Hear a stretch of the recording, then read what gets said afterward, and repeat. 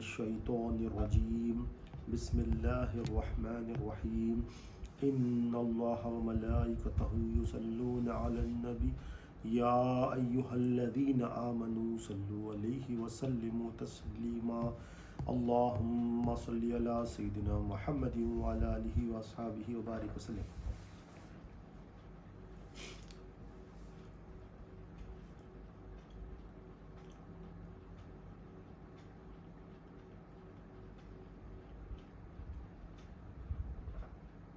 اللهم صل على سيدنا محمد وعلى آله وأصحابه وبارك وسلم.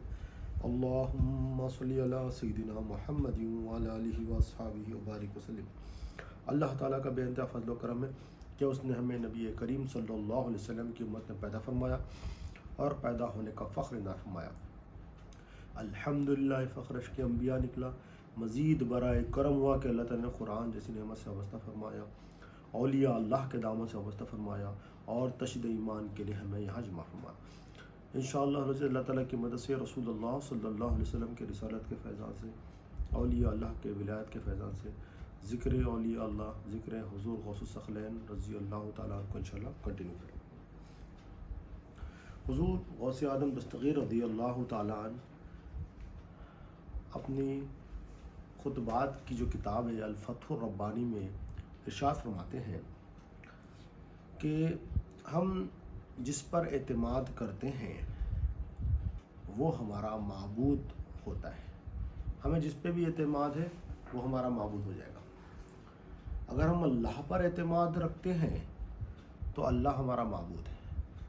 ہم اللہ کے سوا کسی اور مخلوق پر، اللہ کے سوا کسی اور پر اعتماد رکھتے ہیں وہ ہمارا معبود ہے. پھر آگے ارشاد فرماتے ہیں تم جس پہ بھروسہ رکھتے ہو وہ تمہارا معبود ہے. تم اللہ پر بھروسہ رکھتے ہو تو اللہ تمہارا معبود ہے. آگے آپ ارشاد فرماتے ہیں اگر تم مال پر بھروسہ رکھتے ہو، درہم اور دینار، تو کہتے ہیں یہ تمہارا معبود ہے. اگر تم بادشاہوں پر بھروسہ رکھتے ہو تو بادشاہ تمہارے معبود ہے. اگر تم اپنی ذات پر بھروسہ رکھتے ہو، خود اپنی ذات پر، تو تم خود اپنے آپ کو معبود ڈکلیئر کر رہے ہو. تو ہم جس کسی پر بھی بھروسہ کر رہے ہیں، حضور غوث اعظم دستگیر رضی اللہ عنہ فرماتے ہیں وہ تمہارا معبود ہے.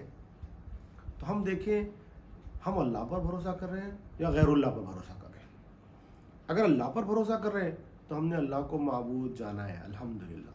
اگر ہم کسی غیر اللہ پہ بھروسہ کر رہے ہیں تو ہم نے غیر اللہ کو معبود جانا. تو آپ فرماتے ہیں یہ شرک ہے، یہ چھپا ہوا شرک ہے، دل میں رہتا ہے. تو کتنے لوگ کتنے چیزوں پر بھروسہ کرے، کتنی مخلوقات پہ بھروسہ کرے، وہ اس کے بت ہمارے دل میں ہیں. ہم نے دل میں چھپا کے رکھا ہے. خانہ کعبہ میں 360 بت تھے، ہمارے دل میں کتنے بت ہیں ہمیں ہی پتہ ہے. ہمیں ہی ٹٹول کے دیکھنا پڑے گا کہ ہم اللہ کے سوا کن چیزوں پر اعتماد رکھتے ہیں، کن چیزوں پر بھروسہ رکھتے ہیں. یہ حضور غوث الثقلین رضی اللہ عنہ الفتح الربانی میں یہ آپ ارشاد فرما رہے ہیں. پھر آگے آپ ارشاد فرماتے ہیں تم جسے فائدے اور نقصان کا مالک سمجھتے ہو وہ تمہارا معبود ہے. فائدہ نقصان کس سے؟ اللہ سے ہے تو اللہ تمہارا معبود ہے، اللہ تمہارا الہ ہے، اللہ تمہارا رب ہے. اگر تم غیر اللہ کو سمجھتے ہو کہ اس سے فائدہ نقصان ہو رہا ہے، یہ فائدہ نقصان پہنچا رہا ہے، تو وہ تمہارا معبود ہے اور یہ شرک ہے. اللہ پر فائدہ نقصان کا یقین ہو تو ایمان، غیر اللہ پر فائدہ نقصان کا یقین ہو تو شرک. اب ہم ٹٹول کے دیکھیں اپنے دل میں، کیونکہ ہم اولیاء اللہ کا ذکر کر رہے ہیں تو ذکر اولیاء اللہ سے اپنے ایمان کی تجدید کرنا ہے. تو جس سے ہمیں ایمان ملا ہم اس ولی کامل کا ذکر کریں الحمدللہ. تو ہم اپنے دل کو ٹٹول کے دیکھیں، محاسبہ کریں کہ ہمیں بھروسہ کس پہ. اگر اللہ پر ہے مبارک ماشاءاللہ، کامل ایمان والے ہو، خود مفتی بن جاؤ، خود فیصلہ کرو، خود جج بن جاؤ، خود وکیل بن جاؤ. اب فیصلہ کرو دیانتداری کے ساتھ کہ دل میں یقین، اعتماد کس پہ ہے، یقین کا اعتماد کس پر ہے، وہ اعتماد کس پر ہے، بھروسہ کس پر ہے. فائدہ نقصان ہم کس کی طرف سے سمجھتے ہیں. اگر اللہ کی طرف سے سمجھتے ہیں مبارک ہو، تم فیصلہ دے دو کہ تم مومن ہو. یہ ہمیں خود دیکھنا ہے. اگر مخلوق پر بھروسہ ہے, مخلوق پر اعتماد ہے, فائدہ نقصان ہم مخلوق کی طرف سے سمجھ رہے ہیں, تو وہ ہمارے اندر وہ شرک ہے. جتنے مخلوقات ہیں ہمارے اندر فائدہ نقصان کے تعلق سے, وہ بت ہے ہمارے اندر. یا تو مال کا بت ہے, یا تو درہم دینار کا بت ہے, یا تو خود کا بت ہے, ذات کا, جو کچھ بھی ہے. تو ہم اس کا محاسبہ کریں. تو یہ بہت بڑی امپورٹنٹ بات ہے, کیونکہ ہمارے دل میں شرک ہے یا ایمان ہے دیکھنا ہے. بات کیا ہے, ہم جسم کا بڑا خیال رکھتے ہیں. اگر جسم پر کوئی پاخانہ لگ جائے, کوئی گندگی لگ جائے, تو ہم برداشت نہیں کرتے گندگی, کیونکہ ہم جسم کو جانتے ہیں, جسم کو پہچانتے ہیں, جسم کا تشخص ہے ہمارے پاس, مگر ہم دل کے بارے میں سوچتے ہی نہیں ہیں. اللہ تعالیٰ شاید نبی کریم صلی اللہ علیہ وسلم میں اللہ تعالیٰ تمہارے چمڑی کو نہیں دیکھ رہا, تمہارے رنگ کو نہیں دیکھ رہا ہے. اللہ تعالیٰ تمہارے جلدوں کو نہیں دیکھ رہا ہے, تمہارے کلر کو نہیں دیکھ رہا ہے, تمہاری صورتوں کو نہیں دیکھ رہا ہے. اللہ تعالیٰ تمہارے دلوں کو دیکھ رہا ہے.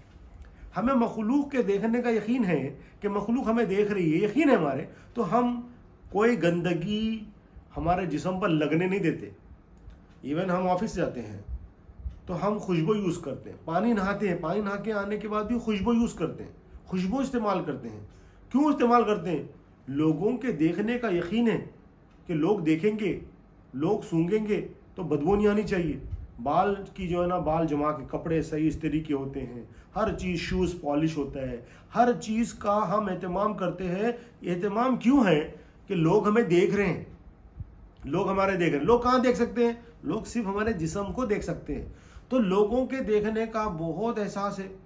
اگر ارے بھائی ایسے ہی اٹھ کے چلے گئے, نیند میں سے اٹھ کے چلے جاؤ آفس جاتے, کوئی نیند میں سے اٹھ کے کئی کو بھائی نہانے کے لیے 15 منٹ لگتے, برش کرنا, نہانا, کپڑے پہننا, آدھا گھنٹہ ویسٹ ہوتا.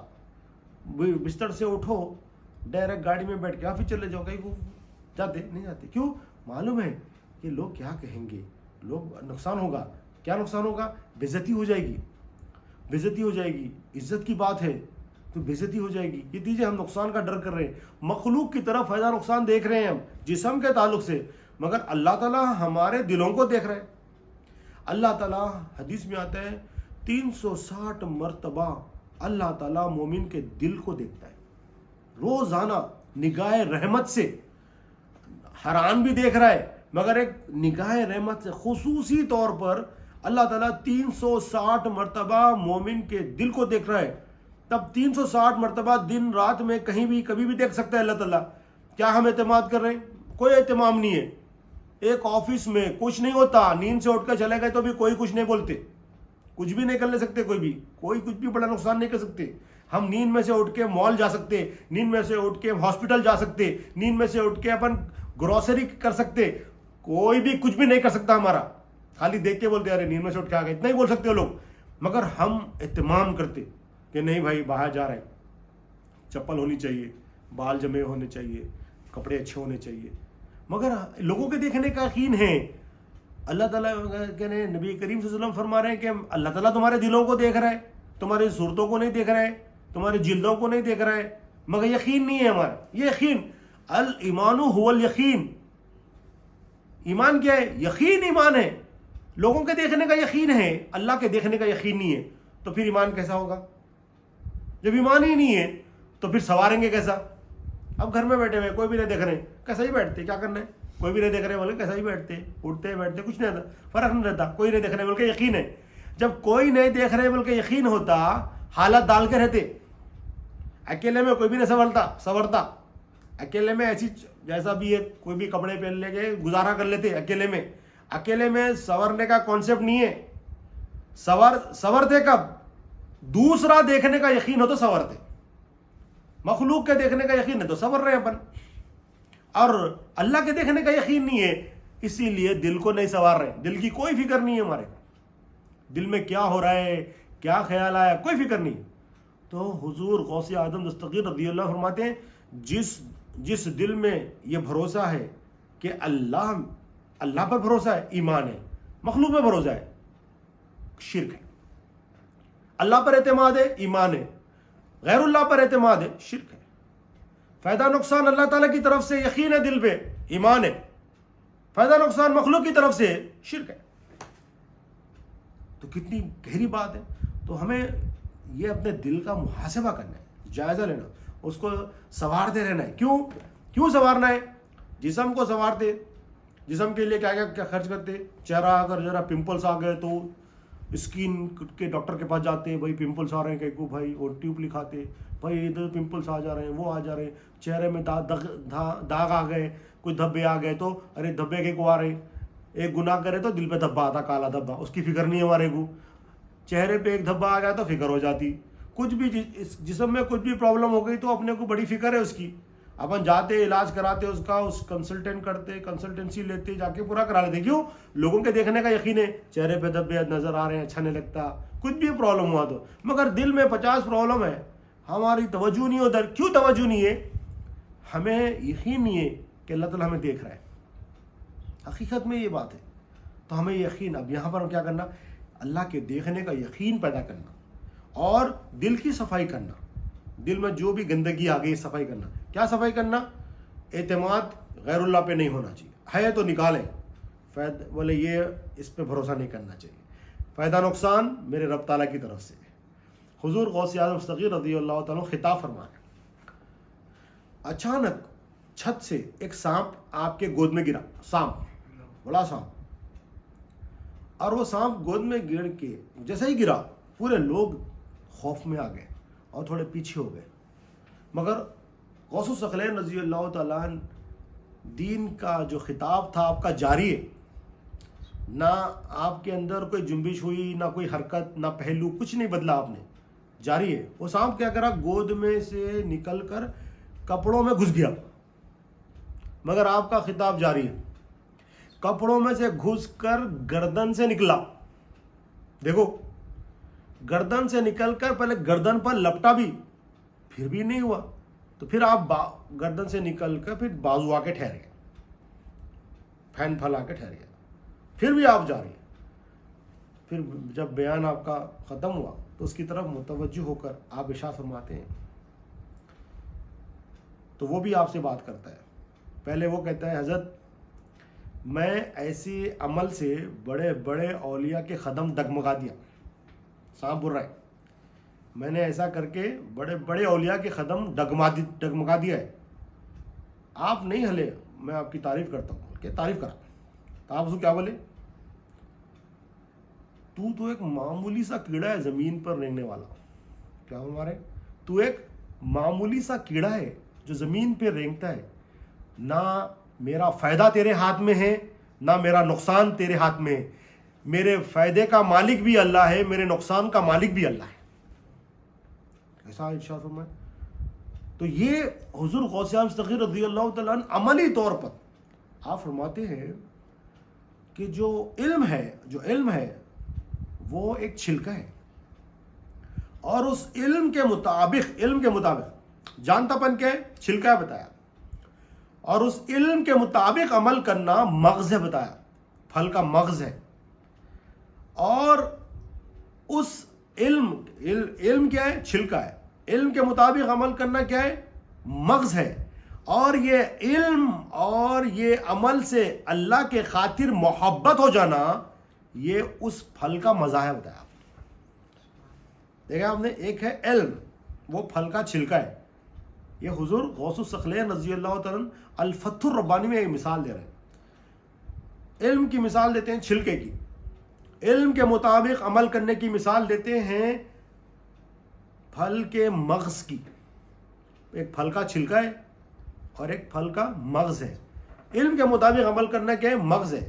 اور وہ پھل کی مٹھاس ہوتی ہے, وہ مٹھاس کیا ہے, یہ علم سے اور اس علم کے مطابق جو عمل ہو رہا ہے اللہ کے خاطر محبت ہونا, یہ اس کا مزہ ہے, ذائقہ ہے اس کا. تو یہ جو ہے نا ہماری زندگی میں آنا چاہیے. تو ہمیں پہلے علم حاصل کرنا ہے. علم حاصل کریں گے, آپ دیکھیں آپ کی بارگاہ میں ایک علماء کی جو ہے نا جماعت آئی. وہ ایسے علماء تھے کہ وہ ان کو پتہ چلا تھا کہ یہ شیخ ہے, ذرا ان کے نا امتحان لیتے ہیں. دیکھیں اولیاء کے پاس جا کے نا امتحانات کرنے کی کوشش نہیں کرنا, نقصان ہو جاتا بہت بڑا. تو یہ لوگ امتحان لینے آئے. حضور غوث الثقلین رضی اللہ تعالیٰ کا امتحان لینے کے لیے جماعت بن کے آئے. جیسا ہی آئے بیٹھے, حضور غوث الثقلین رضی اللہ تعالیٰ اپنا سر جھکا لیے आजिज़ी के साथ बैठे रहे, थोड़ी देर में आपके सीने मुबारक से एक नूर निकला, आपके सीने मुबारक से एक नूर निकला, और ये नूर जो है ना ये उल्मा के सीनों से होता हुआ गुजर गया, हर एक आलिम के सीने से होते हुए गुजर गया। जैसे ही हर आलिम के सीने से गुजर रहा है, उसके बाद जो इल्म था वो पूरा इल्म सल्ब हो गया, अब वो जाहिल हो गया। अब ये पूरे उल्मा से गुजर गया, जब पूरे उल्मा से वो नूर गुजर गया, अब उनके पास कोई सवाल ही नहीं है, पूरा इल्म चला गया उनके पास से। अब वो उनकी हालत ऐसी हो गई, कोई अपना कुर्ता फाड़ दे रहा है, कोई अपना टोपी निकाल दिया, कोई उठ के ठहर गया, परेशान हो गया, मेरा इल्म कहाँ गया। सवाल करने आए थे वो लोग, सवाल करने आए थे वो लोग। तो ये वो लोग थे खाली ज़ाहिरी इल्म हासिल कर लिए थे। इल्म दो तरह के, एक ईमान का इल्म है और एक आमाल का इल्म है। तो ये जो मुकाबले के लिए लोग आते हैं ना, वो आमाल वाले इल्म वाले होते हैं, और जो ईमान के साथ अमल का इल्म रखने वाले होते हैं, स्पेशली ईमान का इल्म जो रखने वाले होते हैं, वो मुकाबले के लिए नहीं आते, वो आजिज़ी इख्तियार करते हैं। वो किसी के जो है ना इल्म को तोलने के लिए नहीं जाते कहीं, वो जहाँ जाते हैं आजिज़ी होती है उनके अंदर। तो वो उनका इल्म सॉल्व हो गया। फिर आपने उनको बिठाया, बिठा के बोला तुम्हारा ये सवाल था, इसका ये जवाब है, तुम्हारा ये सवाल था, इसका ये जवाब है, तुम्हारा ये सवाल था। यानी पहले इल्म सॉल्व कर लिए और उसके बाद उन्हीं के सवाल उन्हीं को बता रहे, फिर उसका जवाब भी उनको अता फरमा रहे। तो ये हमारे शेख हुजूर गौसुस सखलैन रज़ी अल्लाह ताला, ये हमारे शेख का ये मुकाम है। और कुछ लोग जो है ना दीन का काम करते हैं, मगर मामूली सी चीज़ों में हम दीन के काम से भाग जाते हैं। तो ये हुजूर गौसुस सखलैन रज़ी अल्लाह ताला अन्हु अपनी ज़िंदगी में अमल का मुज़ाहरा कर रहे हैं। हम देखो, आप ये आपने खुद अल फतहुर रब्बानी में ये बताया है, और ये बताया कि उल्मा में कुछ उल्मा ऐसे होते हैं जो दीन की महफिल में वक्त देते हैं, मगर जब वक्त आता है तो गायब हो जाते। दीन की महफिल को वक्त दिया, जब वक्त आया तो गायब हो गए। तो आप ये देखिए, आप ये बता के ये वाक़या बताते हैं कि मैं एक महफिल के लिए निकल रहा था, जो मेरी मुनक्कद महफिल थी, जहाँ पर मुझे जाके वाज नसीहत करना है, महफिल वहाँ पर मुनक्कद है, लोग जमा है वहाँ पर, तो मुझे जाना है, मैं निकलने वाला हूँ, मुझे खबर मिली मेरे बेटे का इंतकाल हो गया। हुजूर गौसे आजम दस्तगी रज़ी अल्लाह ताला खुद ये इरशाद फरमा रहे हैं, मैं निकलने वाला हूँ, मुझे पता चला मेरे बेटे का इंतकाल हो गया। तो आपने कहा देखो मेरी महफिल का टाइम हो रहा है, लोगों को, ख़ास लोगों को चुनकर उनको काम दे दिए कि मेरे बेटे को कफन करना, उसको नहलाना, गुस्ल देना, कफन करना, और फला महफिल में आ जाना, मैं वहाँ पर रहूँगा, बस कुर्सी से थोड़ी देर उतरूंगा, जनाजे की नमाज पढ़ाऊंगा, तुम लेके जाके दफन कर देना, क्योंकि मैं दीन का काम कर रहा हूँ। देखा आपने, हम मामूली सी बातों से दीन की महफिलों को गायब कर देते हैं, मामूली बातों से, मामूली बातें रहती। आपके घर में तो आप खुद फरमा रहे हैं कि कुछ उलमा ऐसे होते हैं जो मामूली बातों से दीन के महफिलों में नागा कर देते हैं, हालांकि मुनक्कद करदा महफिल होती है, मगर मामूली बातों से नागा हो जाता है। मगर हुजूर गौसे आज़म तकरीर फरमाते हैं, मेरा हाल ये था कि मेरे बेटे का भी इंतकाल हो जाता तो मैं कोई महफिल में नागा नहीं करता, क्योंकि लोग आपके इंतजार में हैं। यहाँ पर लोग आप ना बेटे के कफन में हैं, ना बेटे के गुस्ल में हैं, ना बेटे के दफन में हैं, फिर सिर्फ जनाजा नमाजा पढ़ा दिया आपने और कहा लेके जाओ इसको दफन कर दो। दीन का काम इतना इंपॉर्टेंट है, ये कौन सिखा रहे हैं हमें? हुजूर गौसुस सखलैन रज़ी अल्लाह ताला अन्हु हमारे शेख सिखा रहे हैं, दीन का काम इतना इंपॉर्टेंट। तो अब ये जो जितने बातें अभी बताए, जितनी बातें हमने देखा कि भाई ये वाक़या कहाँ से, भाई ये कहाँ से, भाई ये कहाँ से, ये कहाँ, ये कुरान में है, कहाँ है हदीस में? कुरान में हदीस में बोलने वाला बेवकूफ़ है बात, क्योंकि हुजूर गौसुस सखलैन रज़ी अल्लाह ताला अन्हु नबी करीम सल्लल्लाहु अलैहि वसल्लम के पर्दा फरमाने के कई साल बाद तशरीफ़ लेके आए, तो उसमें कुरान में कैसे आएगा? एक सवाल ही गलत हो गया पहली बात।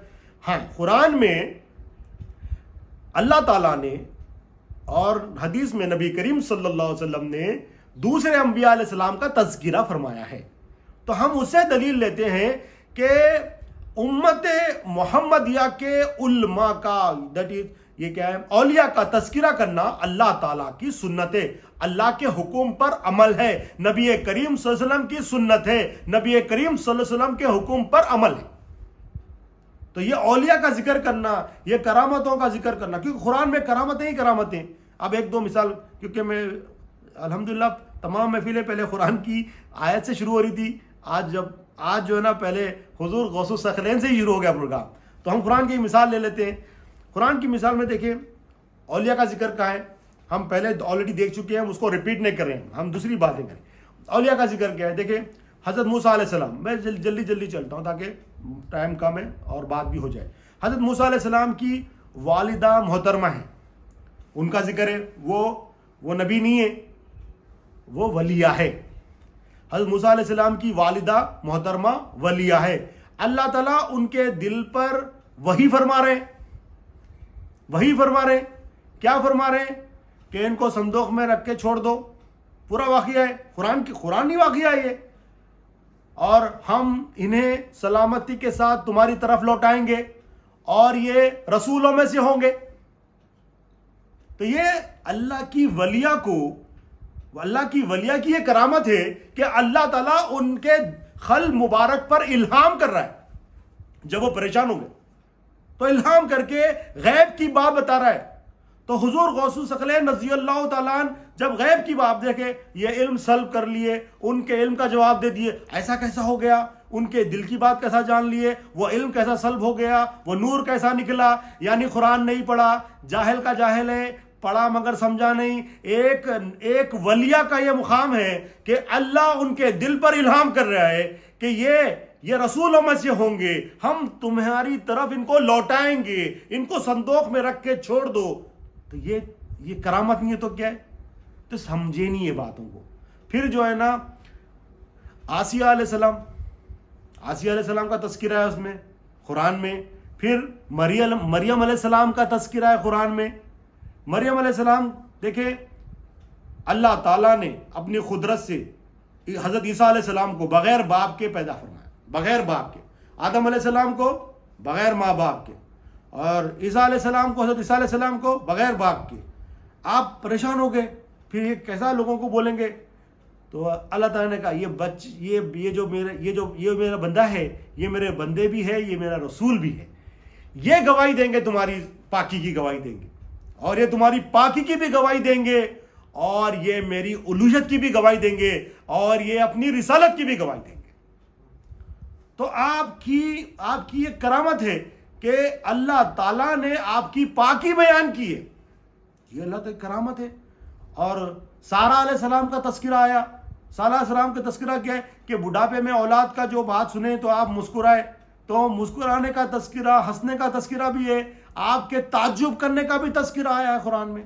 تو یہ اولیاء کا ذکر قرآن میں الحمدللہ کئی جگہوں پر ہے. تو اولیاء کا ذکر بھی ہے، اولیاء کی کرامتوں کا بھی ذکر ہے. تو جب دوسرے انبیاء کے اولیاء کی کرامتوں کا بھی ذکر ہے اور ان کا ذکر بھی ہے، تو امت محمدیہ صلی اللہ علیہ وسلم کے اولیاء کا ذکر کرنا قرآن پر عمل ہے، اللہ کا حکم پورا کرنا ہے، اور نبی کریم صلی اللہ علیہ وسلم کے حکم پر عمل کرنا ہے، اور یہ قرآن پر عمل کرنا ہے الحمدللہ. تو ہم جو ہے نا نبی کریم صلی اللہ علیہ وسلم کے اولیاء، بالخصوص سردار الاولیاء، امام الاولیاء حضور غوث الثقلین رضی اللہ تعالیٰ کے بارے میں جب کرامت بتاتے ہیں تو ڈر کے بتاتے. جیسا کہ آپ ایک بیان خطاب کر رہے ہیں، خطاب کرتے کرتے آپ نے ہاتھ ایسا بڑھایا اور پھر ہاتھ قریب کر لیا، تو مریدین نے دیکھا آپ کا ہاتھ کچا ہو گیا. ہاتھ آگے بڑھے، پانی تو وہاں ہے ہی نہیں، مگر ہاتھ آپ کا کچا ہو گیا. خطاب چل رہا تھا، محفل چل رہی تھی. پھر تھوڑی دیر کے بعد ایک قافلہ آیا. قافلہ آ کے عرض کرتا ہے، یا سیدی اگر آپ نہیں آتے تو وہ ہماری ڈوبتی ہوئی وہ جو کشتی ڈوب رہی تھی، ہم ہلاک ہو جاتے. آپ نے ہماری کشتی جو ڈوب رہی تھی، آپ نے اس کو بچا لیا. اب بولے بھائی یہ کیسا ہوتا، بھائی یہ ہاتھ یہاں سے کیسا ڈالے؟ تو قرآن نہیں پڑھا. کل لاش بیان آیا تھا سورہ نمل میں حضرت آصف بلخی رحمۃ اللہ علیہ بلخیس کا تخت پلک جھپکنے تک لا لیے.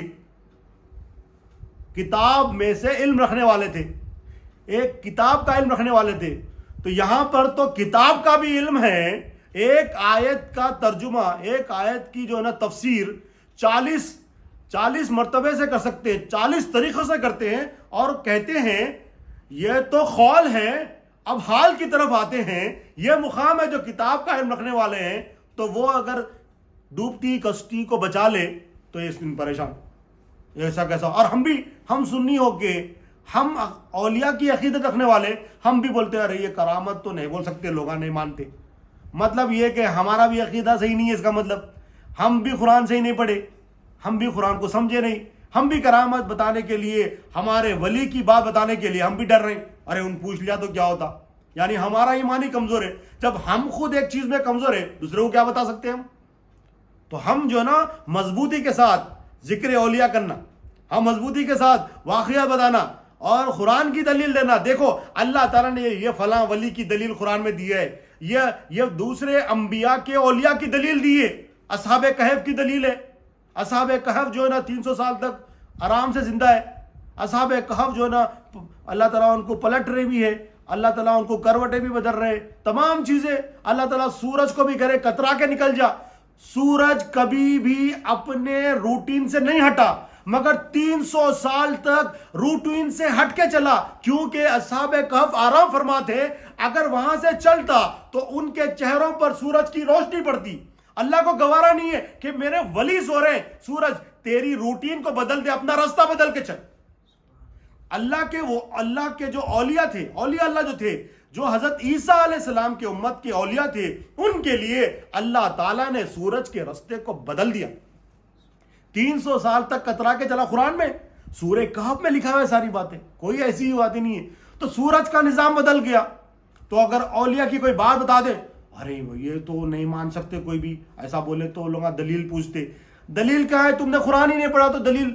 جب دوسرے اولیاء کا یہ مقام ہے تو ہمارے آقا نبی کریم صلی اللہ علیہ وسلم سردار الانبیاء ہے، امام الانبیاء ہے، تو ان کے اولیاء کا مقام تمام اولیاء سے زیادہ ہوگا، تمام انبیاء کے اولیاء سے زیادہ ہوگا انشاءاللہ، ہے زیادہ ہوئے.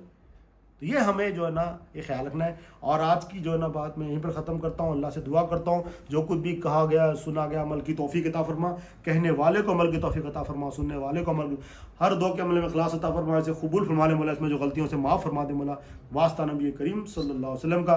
ان اللہ وملائکتہ یصلون علی النبی یا ایھا الذین آمنوا صلوا علیہ وسلموا تسلیما. اللہم صلی علی سیدنا محمد وعلی آلہ وصحبہ وبارک وسلم برحمتک یا ارحم الراحمین والحمد للہ رب العالمین. مجھے